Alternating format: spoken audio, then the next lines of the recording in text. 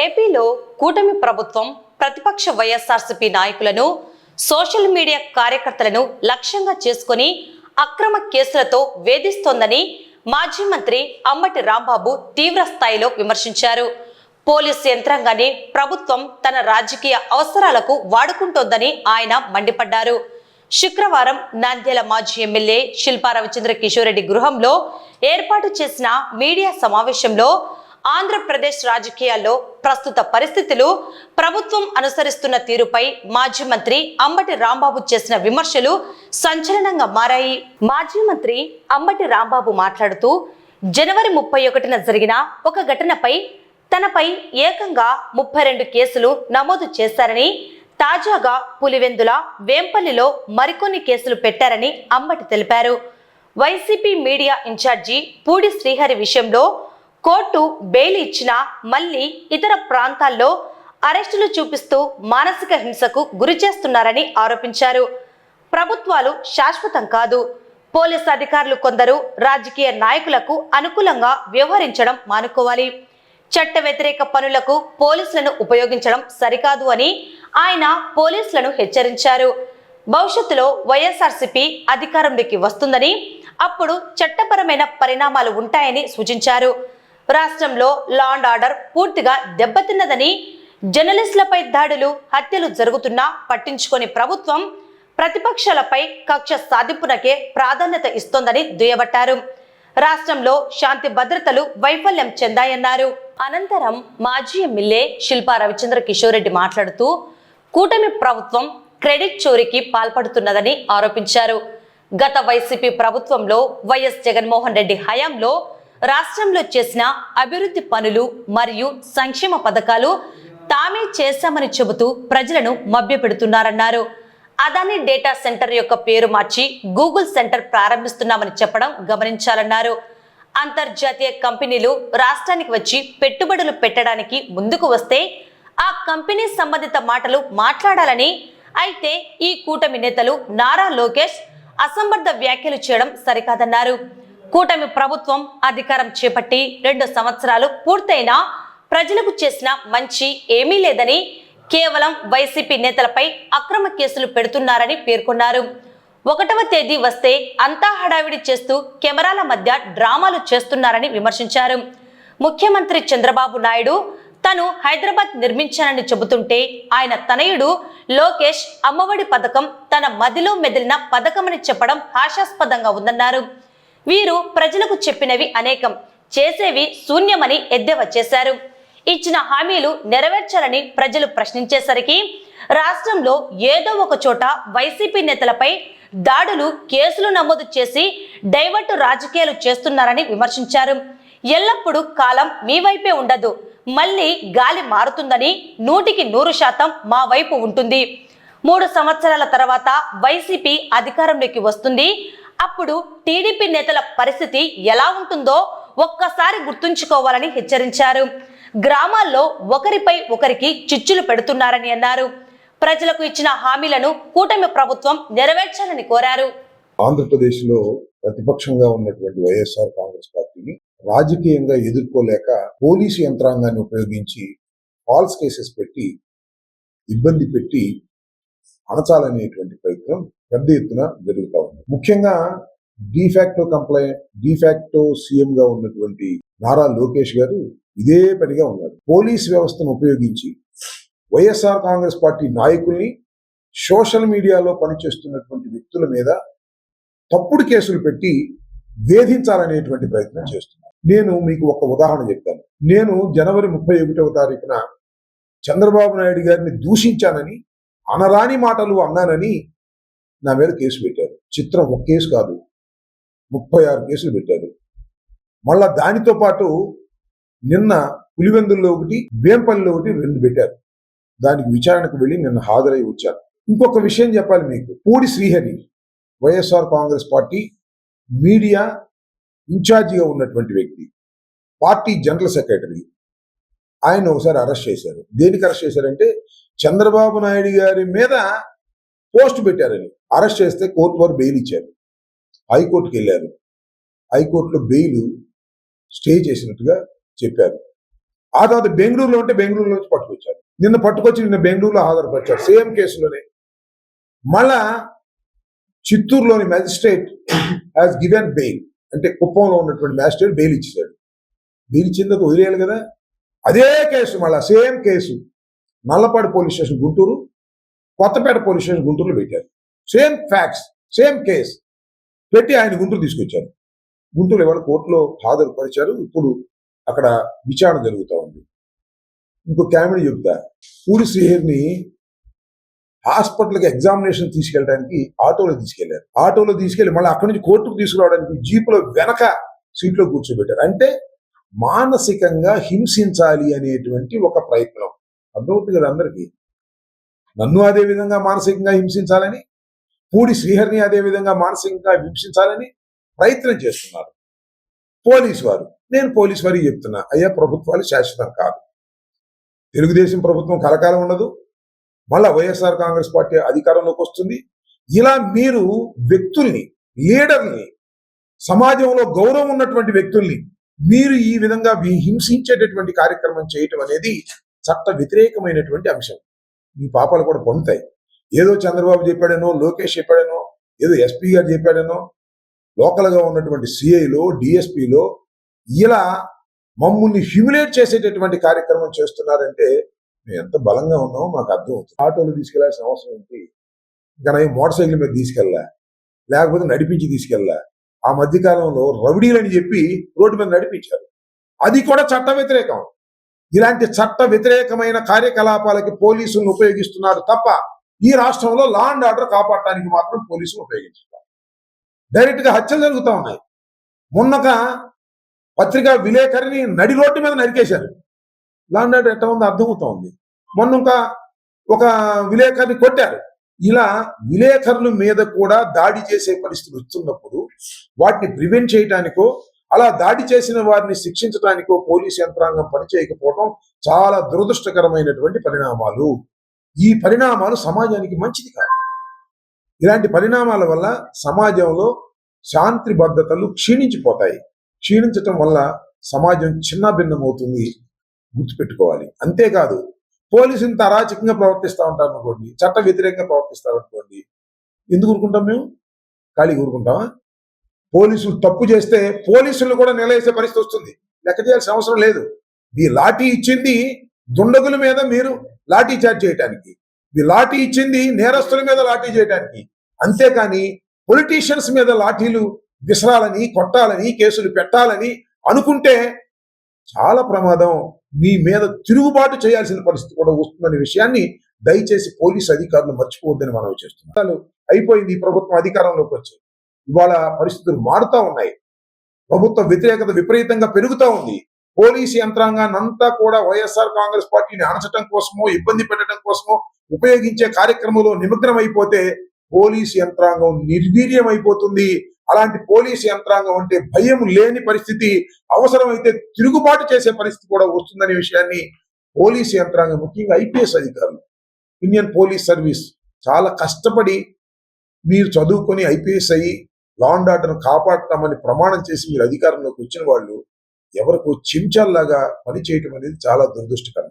నేను అందరూ ఐపీఎస్ అధికారులని అంటలా, చాలా మంది వెన్నెముకున్నటువంటి అధికారులు ఉన్నారు. కానీ వారు మాత్రం కేవలం ఒక నాన్ ఫోకల్ పోస్టులో పెట్టి, ఈ ఎవరైతే ఏం చెప్తే అది చేస్తారో వాళ్ళందరినీ ఫోకల్ పోస్టులో పెట్టి మీరు ఈ ప్రభుత్వం, కూటమి ప్రభుత్వం, చంద్రబాబు నాయుడు గారు వైఎస్ఆర్ కాంగ్రెస్ పార్టీని అణచాలని ఉపయోగించుకోవటం అనేది ఒక దుర్మార్గమైన కార్యక్రమం.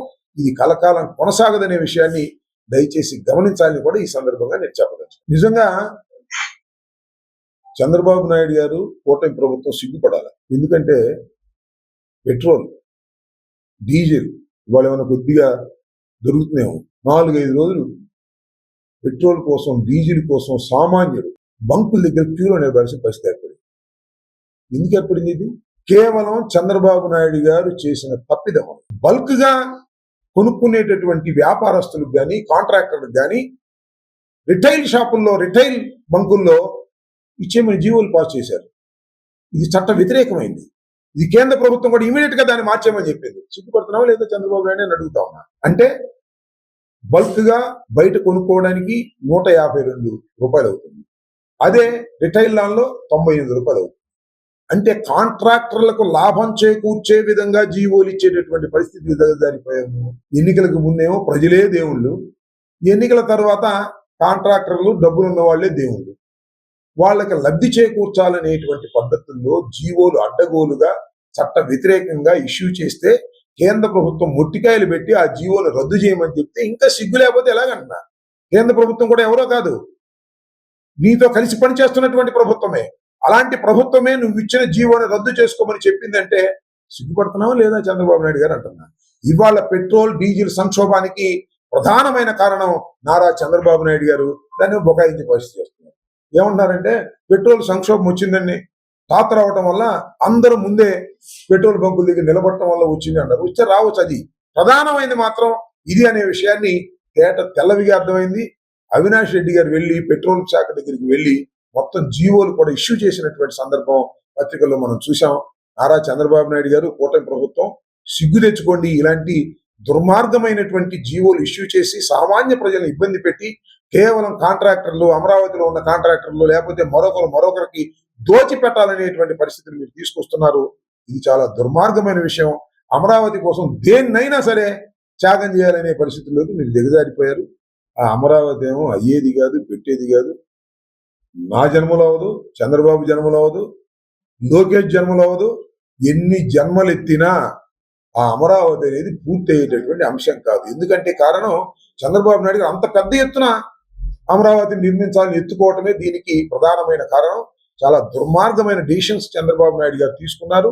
తీసుకోవటం వల్లే అమరావతి పూర్తయ్యే పరిస్థితి లేకపోగా అమరావతి అనేది నిత్యం మనని దోచుకునే విధంగా ప్రవర్తించే విధంగా చేస్తుంది. ఖజానాకు బొక్కలు పడే విధంగా చేస్తుంది. ఇప్పటికే 75,000 కోట్ల రూపాయలు అక్కడ ఖర్చు పెడుతుంది. ఇప్పుడు ఆల్రెడీ టెండర్లు ఇచ్చి మొత్తం 2 లక్షల కోట్లు ఇవాళ అంచనాల ప్రకారం. మరి రాను రాను ఎంత పెరుగుతుందో తెలియదు మనకి. ఈ విధంగా అమరావతి పేరుతో దోచుకునేటటువంటి కార్యక్రమం చేస్తున్నటువంటి చంద్రబాబు నాయుడు గారు ఇప్పటికైనా ఆలోచించండి. ప్రజలు మిమ్మల్ని క్షమించరు. మీరు ఇస్తున్నటువంటి ఈ తప్పుడు జీవోల గురించి లేదా మీరు చేస్తున్నటువంటి ఈ తప్పుడు విధానాల గురించి ప్రజలు చాలా తీవ్రమైన వ్యతిరేకతతో ఉన్నారనే విషయాన్ని మీరు గమనించి పునరాలోచించుకోవడం మంచిదని మాత్రం ఈ సందర్భంగా చెప్పాలి. ఈ రోజు రాష్ట్రంలో కూటమి ప్రభుత్వం ఏర్పడి దాదాపు 2 సంవత్సరాలు పూర్తిగా వస్తున్న పరిస్థితులు, మరి 2 సంవత్సరాలుగా మీరందరూ కూడా గమనిస్తున్నారు, ప్రజలందరూ కూడా చూస్తున్నారు. ఎన్నో ప్రగల్భాలు పలికి ఎన్నో మాటలు చెప్పి అధికారం చేపట్టినటువంటి ఈ కూటమి ప్రభుత్వం ఒక్కటంటే ఒక్క మాట కూడా ఈ రోజు నెరవేర్చుకోకపోగా జగన్మోహన్ రెడ్డి గారు ఏవైతే మంచి పనులు చేసినారో ఆ పనులన్నీ కూడా తాము చేసినట్టుగా ఈ రోజు చెప్పుకోవడం అనేది నిజంగా సిగ్గుచేటు అని చెప్పేసి ఈ రోజు నేను తెలియజేయవచ్చు. ఎందుకంటే కూటమి ప్రభుత్వం అధికారం చేపట్టినప్పటి నుంచి ఏం చేశారయ్యా మీరు అని చెప్పేసి ప్రజలు అడుగుతుంటే వైఎస్ఆర్సీపీ పార్టీ నాయకుల మీద కేసులు పెట్టడం తప్పితే మేము ఈ రోజు వరకు ఎటువంటి మంచి పనులు ప్రజలకి చేయలేదనే వాస్తవాన్ని ఈ రోజు ప్రజలు గుర్తిస్తున్నారనేది సుస్పష్టంగా కనపడుతోంది.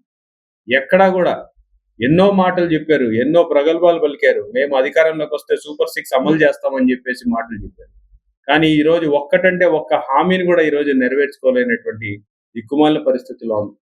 2 సంవత్సరాలు కావస్తుంది ఈ రోజు వరకు ఒక కొత్త పెన్షన్ ఇచ్చినటువంటి పాపాన పోలేదు ఈ కూటమి ప్రభుత్వం.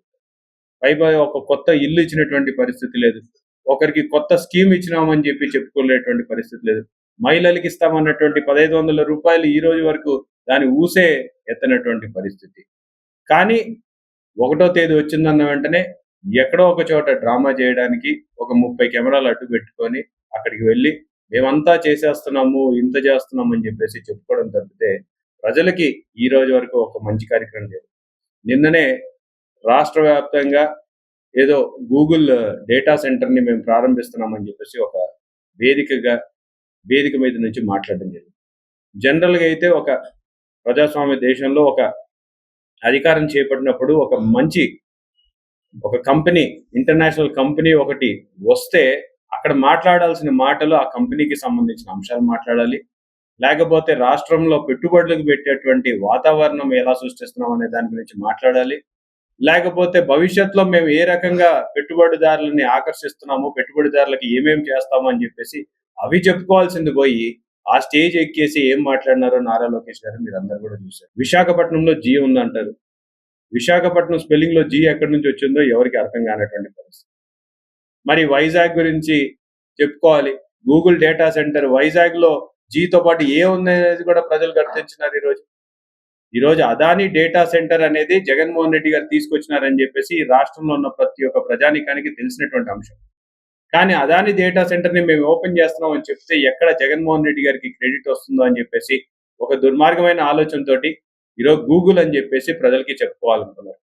మీరు కానీ ఎల్లో మీడియాని చూస్తే గూగుల్ ఆంధ్రప్రదేశ్కి వచ్చిందేమో అని చెప్పేసి మనందరం కూడా భ్రమపడేటువంటి పరిస్థితి. కానీ నిన్న చూశారు, సాక్షాత్తుగా వాళ్ళు చేసినటువంటి ఓపెనింగ్ లోనే, వాళ్ళు ఇచ్చినటువంటి యాడ్ లోనే మొదటి పేరు వచ్చేది అదాని. ఎందుకంటే ఇది అదాని డేటా సెంటర్, అదాని వాళ్ళు కడుతున్నటువంటి డేటా సెంటర్, దాని క్లయింట్స్ వచ్చేసి గూగుల్ అండ్ ఎయిర్టెల్. దాన్ని పేరు మార్చి ఈరోజు క్రెడిట్ చోరీ, ఈ మధ్య ఫ్యాషన్ అయిపోయింది, క్రెడిట్ చోరీ అని చెప్పేసి వాళ్ళే చెప్పుకుంటారు. ఎటువంటి క్రెడిట్ చోరీ చేస్తున్నారో మనందరం కూడా గమనిస్తాం. అదాని డేటా సెంటర్ క్రెడిట్ చోరీ. అమ్మఒడి అంట లోకేష్ గారి మదిలోంచి పుట్టినటువంటి ఐడియా అని చెప్పేసి ఈరోజు మాట్లాడుకుంటున్నారు. మరి గతంలో జగన్మోహన్ రెడ్డి గారికి ఐడియా కూడా లోకేష్ గారు ఇచ్చినారేమో మాకైతే అర్థం కాదు. అంటే ఏదైనా సరే తామే చేశాము, ఎలా అయితే హైదరాబాద్ ని నేనే నిర్మించాను అని చెప్పేసి చంద్రబాబు నాయుడు గారు చెప్పుకుంటారో, ఈ రోజు తన తనయుడు ఒక మెట్టు ఏది జగన్మోహన్ రెడ్డి గారు చేసిన పనులన్నీ కూడా నేనే చేశానని చెప్పి ఈరోజు చెప్పుకున్నటువంటి దిక్కుమాలిన పరిస్థితి ఏర్పడింది. ఎందుకంటే వాళ్ళు చెప్పిన మాటలు అనేకం, చేసే పనులు మాత్రం శూన్యం. కాబట్టి ప్రజలందరూ గమనిస్తున్నారు. ప్రజలు దీన్ని ఎక్కడ ప్రశ్నిస్తారో అని చెప్పేసి ప్రశ్నించాలన్న పరిస్థితి తీసుకొచ్చిన ప్రతిసారి ఎవరో ఒక నాయకుడిని అరెస్ట్ చేస్తారు, ఎవరో ఒకరి మీద కేసులు పెడతారు, లేకపోతే లేనటువంటి అంశాల మీద మాట్లాడతారు.